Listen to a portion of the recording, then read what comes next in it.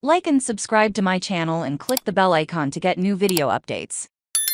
Castles and contemporary art in the Umbrian countryside. Sometimes a wrong turn leads to the right place.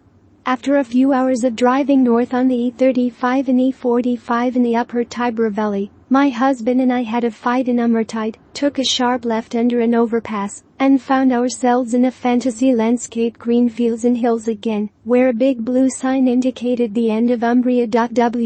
We're exactly where we wanted to be in the Valle di Nicone. Nicone Valley is an 11-mile stretch of olive groves, wildflowers and tobacco plants. It is a fairy tale landscape where medieval towers stand as weathered sentinels over a sun-drenched landscape, where castles grow in orchards, and where Umbria intersects with Tuscany. The valley of unbridled nature is fringed by the hamlets of Licino, Nicone and Nicone, and at its center is a small kingdom. Castello di Riccio towers over lush vineyards and olive groves. Dating back to the 11th century when the stone structure was erected on the site of the former Roman settlement of Risculum. Riccio is definitely a fairy tale, with history spanning a millennium from land grants, fiefdoms, bishops and nobility, to an accidental change of ownership at the end of the 20th century.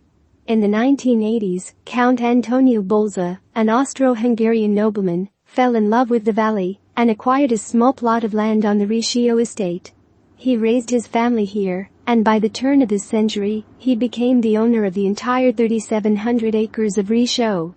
The landscape of Riccio, a kind of kingdom, was populated with castles, farmhouses, a tobacco drying hall and a huge forest. Antonio and his son Benedict, a budding architect, decided to transform the property into a luxury hospitality community, first renovating the farmhouses into luxurious villas designed by Benedict, while restoring the castle.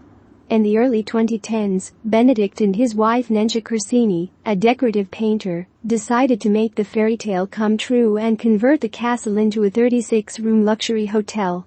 I've watched enough Game of